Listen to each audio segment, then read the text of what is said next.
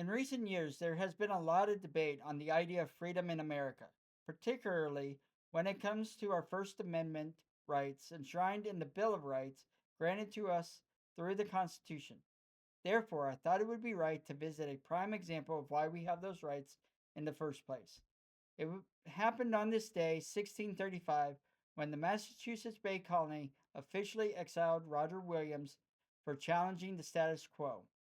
Roger Williams was a Puritan minister who raised four major concerns. He believed land shouldn't be taken without fair agreement, especially when dealing with the Native American tribes. He argued that government shouldn't punish people for worshiping differently. He questioned the practice of forcing people to swear an oath. He believed civil leaders shouldn't act as religious enforcers. These ideas did not sit well with the colony's leadership. They saw his views as a threat to their authority and decided he had to go. The Massachusetts General Court found him guilty of new and dangerous opinions.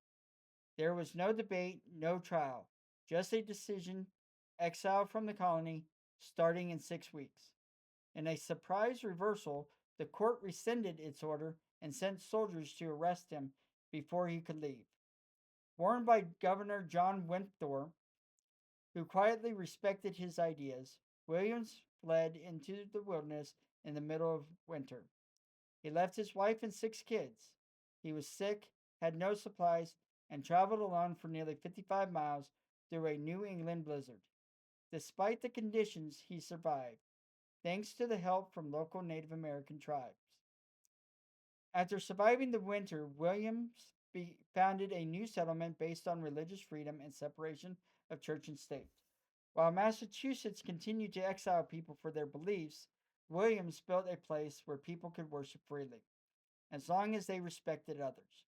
He didn't just survive his banishment, he used it to build something better. October 9th, 1635. Roger Williams was banished for challenging the status quo. He wasn't violent. He wasn't trying to overthrow anything. He simply believed in fairness and freedom of belief. He questioned land ownership, religious enforcement, and civil authority, and paid the price of being exiled from his home. But through hardship and exile, he later established Rhode Island, that at its foundation built a community that was based on freedom and fairness. His story reminds us that progress often begins with difficult conversations. His story also reminds us of why it is important that we never lose the rights granted to us by the Constitution and the Bill of Rights. Thank you for watching. Like, share, subscribe, and comment below. See you next time.